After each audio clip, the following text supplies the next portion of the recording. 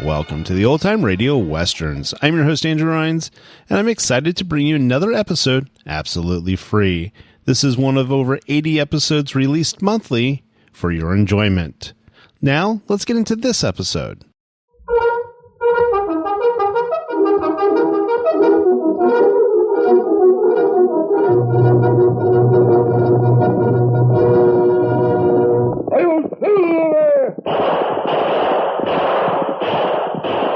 Fiery horse with the speed of light, a cloud of dust, and a hearty Hi-Yo Silver, the Lone Ranger.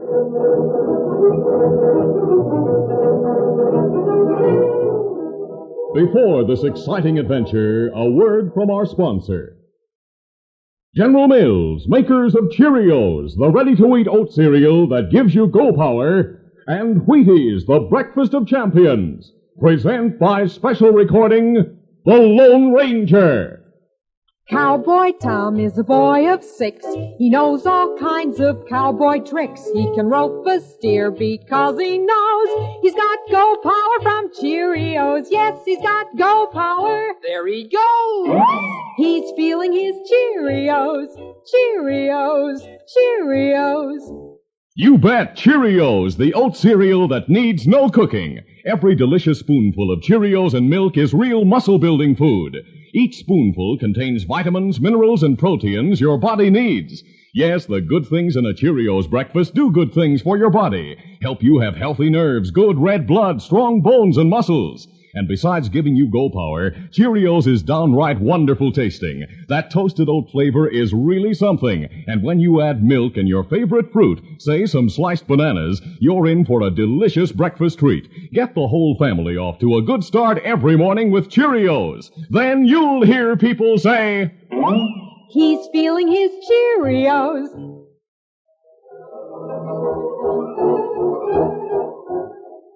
With his faithful Indian companion Tonto, the daring and resourceful masked rider of the plains led the fight for law and order in the early western United States. Nowhere in the pages of history can one find a greater champion of justice. Return with us now to those thrilling days of yesteryear. From out of the past come the thundering hoofbeats of the great horse Silver. The Lone Ranger rides again. Come on, Silver. Let's go, big fella. I'll Silver. Hooray!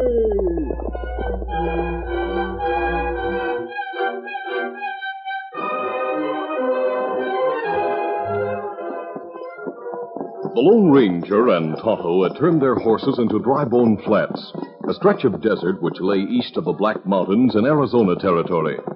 They were headed for the Apache Indian reservations, where rumor had it that Chief Cochise was again making war medicine.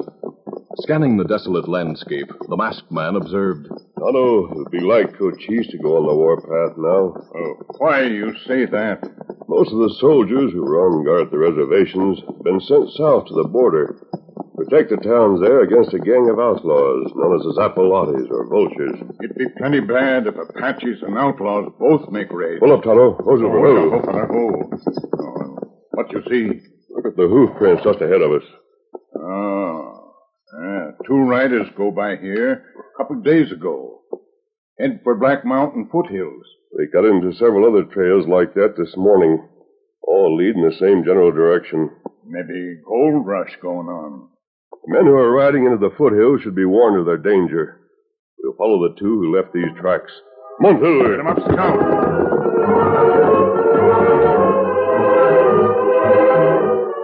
Several hours later, the Lone Ranger and Tonto reached a point where the hoof prints mingled with those of many other horses, headed in the same direction. A little farther on, all of the tracks vanished into a small basin, known as the Red Kettle, from the color of the surrounding rocks. Seeing in the circumstances an indication of a prearranged and secret meeting in the basin, the masked man and Indian became suspicious. They dismounted, crawled to the edge of the rim rock, and peered down. After a brief silence, Tonto spoke. Kemosabe, big camp down there. Big gang round. But maybe some fellers sleep. Better we count horses. I've already counted them. There are 32. Some fellers Americans, some Mexicans. None got prospecting tools, but all got 2, 3 guns. They may be the Zappalates. Why'd them hide here? I doubt that they're hiding from pursuit. After doubling back into the United States from old Mexico, they probably met here for the purpose of making another raid. What them raid? All town's long way off.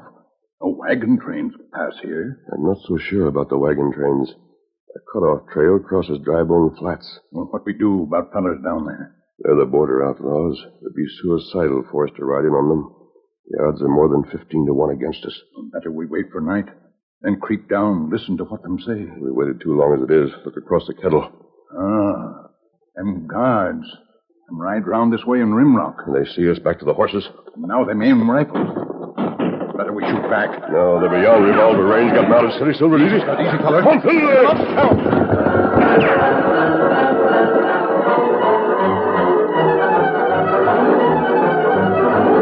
Riding hard across the flats for the better part of an hour, the Lone Ranger and Tonto made sure that they had outrun pursuit.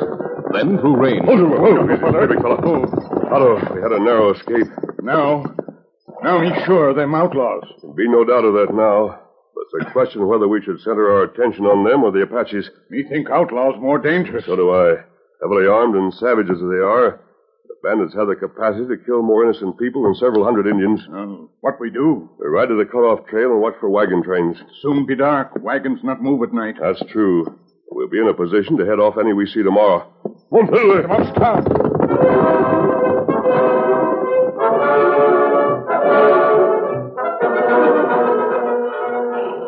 That night, a combined train of freight and emigrant wagons stood in a circle at a point where the cut-off trail entered Dry Bone Flats. As campfires were being kindled, Cap Keller, the hired guide and captain of the train, rode away from the corral of heavy vehicles. Keller had said that he intended to scout around for signs of Indians, but he headed his horse straight into a cottonwood grove. From the shadows, a low voice hailed him. Senor el Capitan. Oh. That you, Pedro? Si, senor. It's good to meet you here. For many nights I have waited. I couldn't tell you the exact day that the wagons had reached Dry Bone Flats. Tell me, the gang ready for the job? It's ready. We camp now in Red Kettle. Well, look, are you sure that you and the other fellas savvy what you're to do? Oh, si. We are to roll the boulders into the far end of Broken Wheel Pass. Then attack the wagons from the sides and the rear. Now, one thing more, Pedro. I'll arrange to have my second in command lead the train into the pass. Kill him first of all. I myself will kill him. When will the wagons be there? Day after tomorrow. Hey, somebody come. That may be Clay Rogers, my second in command, and the girl, Ellen Sayre. What shall I do? Hide, and slip back to the gang as soon as you can. Si, I go. Adios. Go there. Easy, boy. We heard your voice, Cap. Who was here with you? Nobody, Clay. Just praying out loud for the folks in the wagon train. I do it every night. Captain, I believe you, even if Clay doesn't. I think it's wonderful how you've managed to lead us so far without having a bit of trouble. Come on, Ellen. Let's go back to the wagons. I'll ride with the captain. Hey, get up there. Come on, get up.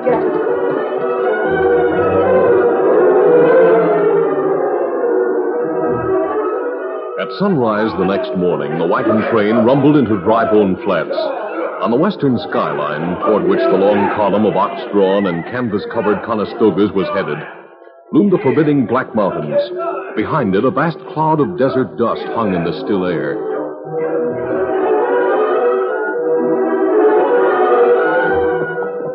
Riding abreast, Cap Keller, Clay Rogers, and Ellen Sayre led the train by half a mile. Captain, how far is it to the mountains? Maybe Clay can tell you from his book learning. I know that beyond them lies California, the end of your job. Oh, look, ahead. 2 riders. Masked man and an Indian. They're headed this way. Pull up. Steady. We're friends. Don't fire. They're making the peace sign. I've read of it. Keep your hands where they are. Very well. Who's the captain of the wagon train? I am, Cap Keller. Now, you explain yourself. Why are you wearing that mask? That has nothing to do with my presence here. Do you know that you're far off the main route to California? Yes, but we'll soon be back on it. Well, why did you lead the wagons into this cutoff? That's none of your business. Well, it's the business of the people on the train to know.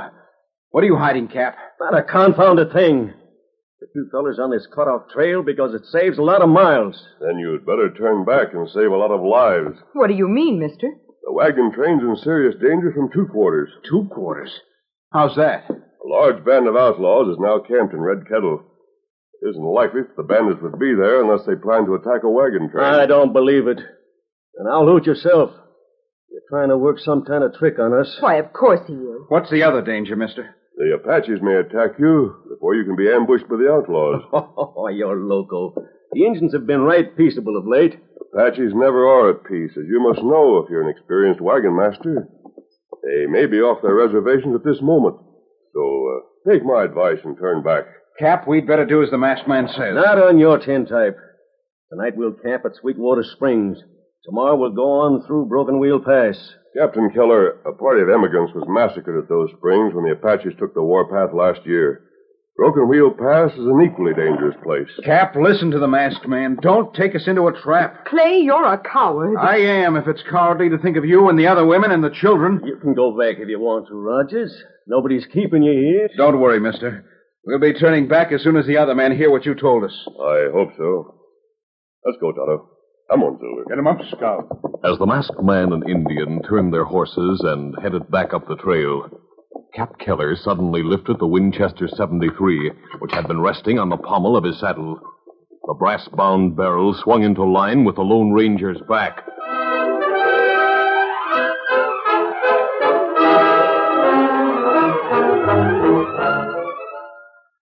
We'll continue our Lone Ranger adventure in just a moment. All over the country in every direction, how you doing is the question. And here's one that happy people have to say.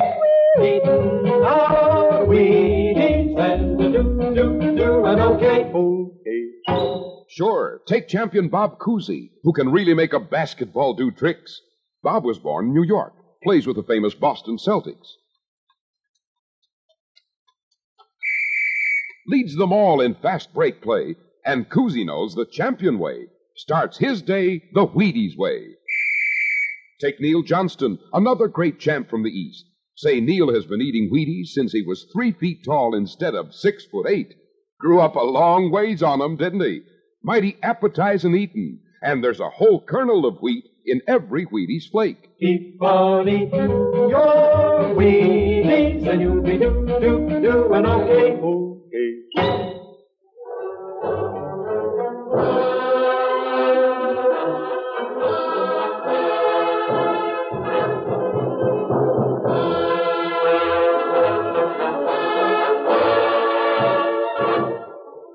Now to continue.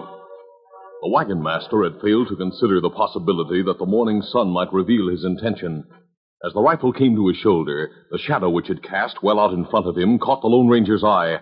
Instantly, the masked man drew a gun and pulled Silver into a half-turn, which the rearing stallion made on his hind legs. The sudden maneuver threw Keller off his aim just as he fired. The bullet missed the Lone Ranger by inches. Then the masked man's Colt spouted smoke and lead. Keller's Winchester flew from his hands, its wooded forearm shattered. As it fell, the masked man and Indian charged. Get your hands up, Keller. Yeah, they're up. Don't kill me. Hold over. Easy, big fella. Why did you try to murder me? It isn't murder to shoot a masked owl who's an Injun. If we were criminals, we'd kill you. But we're honest men who want to protect the wagon train. Mister, I believe you. Cap Keller's a treacherous scoundrel. Ellen, you saw what he did. I saw it all, Clay. I'm sorry I said what I did to you. It's Captain Keller who's a coward. Ellen, Don't speak to him. I'm going back to the wagon. Get up. Get up. Keller, you should be dismissed from command of the train, but that's up to the people who engaged you. They'll hear all about him. Mister, I admit I was mistaken about you and the Redskin. I'm mighty sorry. I doubt it. Otto, pick up his Winchester. Get it. What can we do with it? Bring it along and drop it at the next turn in the trail. He's heavy. Montu there. Come up,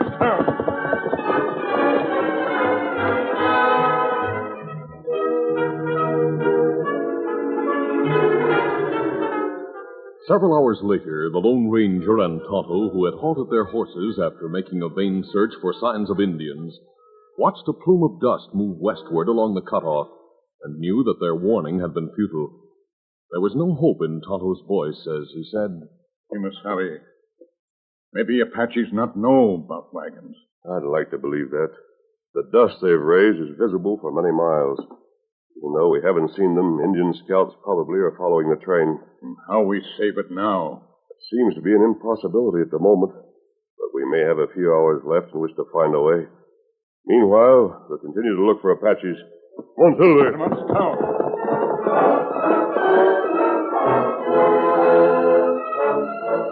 As another night closed in on Dry Bone Flats and the moon came up broad and bright, the Lone Ranger and Tonto turned their horses toward Sweetwater Springs, where Keller had said that the emigrants and freighters would camp.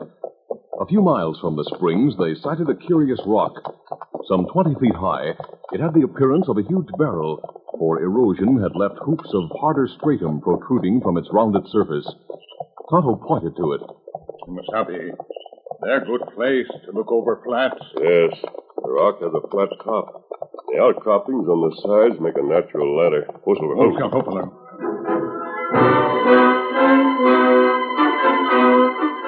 Several minutes later, the Lone Ranger reached the top of the rock.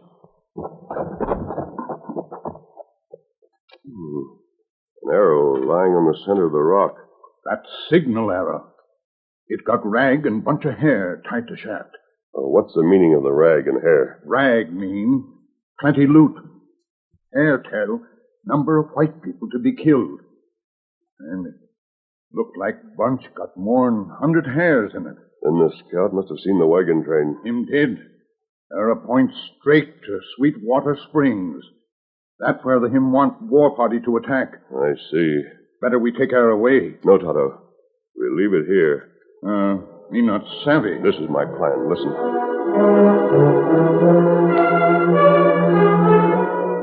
A short time later, the Lone Ranger and Tonto were ready to ride again. Kimasabi, me hear plenty horses coming. And the war party is getting close. We'll have to ride hard or we'll be seen. Where we go? To the wagon train. Come up, Scout.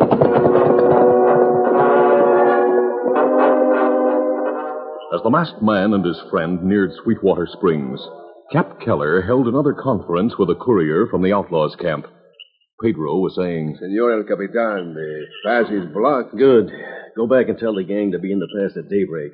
I'll hurry the wagons along. Perhaps the masked one has gone for help to fight us, no? He may have gone, but there's no place where he can find help within a day's ride, so forget him. Look there, senor. Get your hands up, both of you. You, Clay Rogers. Up, I said. We're reaching, don't shoot. Oh, por Dios, no. Oh, this is how you pray, is it, Keller? Grab me, Pedro. As Pedro lowered his arms as though to grapple, Clay turned his gun toward him. The diversion gave Keller his chance, and he leaped forward. Too late, the inexperienced Easterner saw his mistake. His revolver blazed. But the bullet plowed into the sand as the outlaw leader knocked down the gun with one arm and seized him around the body with the other. Hey, get that gun, Pedro. I have its help. Murder! Shoot him. Now I have the gun against his head. Drop that gun. The masked one. I'm getting out of here. Drop that gun, I said. Oh, I'm shot. My shoulder. Look, Mr. Keller's on his horse. Stop, Keller. Hey, stop me. Get up there. Tonto, look after the Mexican. You fix him up. I'll go after Keller. Come on, Silver. Por Dios, Indio. I am dying. You not die till you hang. Clay, are you all right? Yes, Ellen. The masked man and Indian saved me from being killed by Cap Keller and that Mexican. But what brought you out here? Oh, I heard your shout and the shots. None of the men would leave the corral, so I came alone. Alone? You must care a little about me. Not a little, Clay. A lot. Here, fella. He got wound bandaged. Bring him along, Indian. We'll all go to the corral.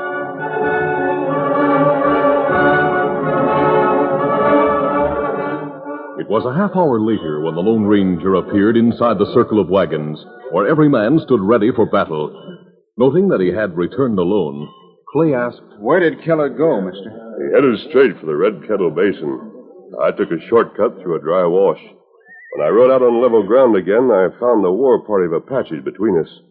I could do nothing else than return. Then the killers escaped. I doubt it. Listen. From far out across the flats came the sound of gunfire, mingled with the unmistakable war whoops of Indians. That sounds as though Indians are making an attack. Yes, they are. They'll be occupied with that fight for a while. So you'd better start the wagon train back to the main trail. Men, I'm taking Keller's place. Hitch up and head east. The next morning, when the wagon train had put many miles behind it, a halt was called. While the oxen rested, a detachment of United States cavalry spurred out of the flats from the west and drew rein behind the wagon, where the Lone Ranger, Tonto, Clay, and others did duty as a rear guard.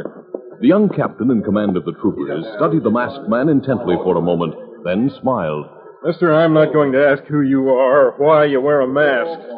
I think I know. Perhaps you do, Captain. But there's one thing I don't know. That's why the Apaches attacked a gang of outlaws instead of these wagons. I'll explain what happened, but if you don't mind, I'd like to hear first how the fight went. It couldn't have had a better outcome. The Indians wiped out the bandits, but lost so heavily in the battle that they fled back to the reservation with their dead and wounded.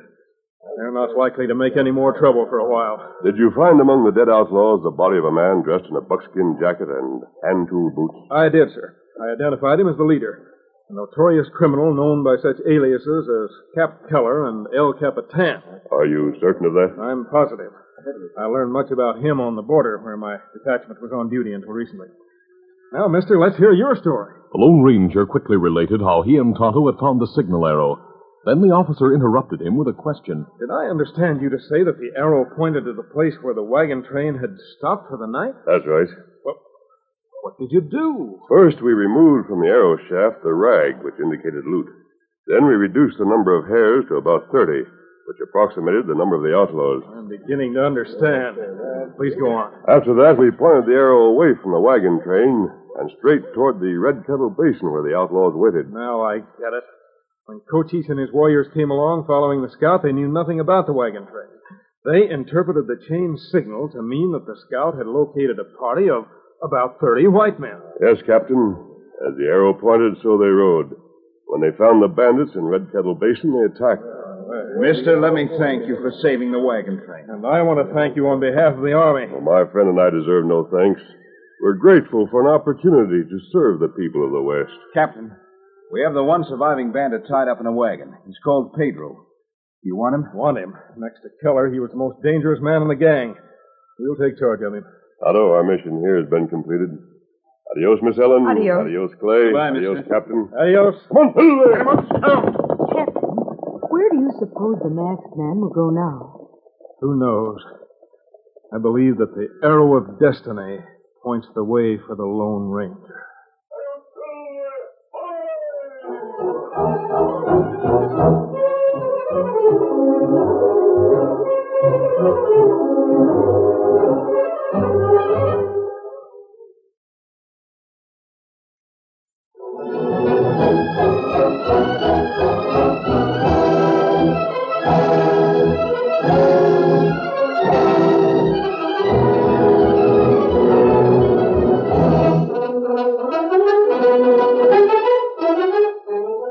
The Lone Ranger, a copyrighted feature of the Lone Ranger Incorporated, is produced by Trendle Campbell Muir Incorporated. The part of the Lone Ranger is played by Brace Beamer. Your announcer, Fred Foy. Listen to The Lone Ranger, brought to you by special recording Mondays through Fridays at this same time.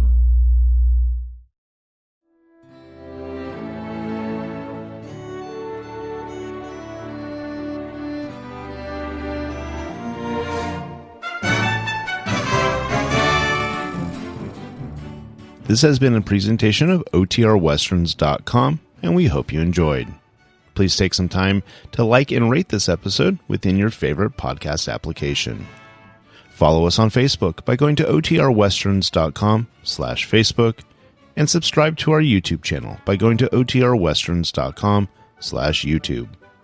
Become one of our ranch hands and unlock some exclusive content. We want to thank the following ranch hand, Steve, who joined us recently. You too can join by going to OTRWesterns.com/donate. Send us an email, podcast@OTRWesterns.com, and you can call and leave us a voicemail, 707-986-8739.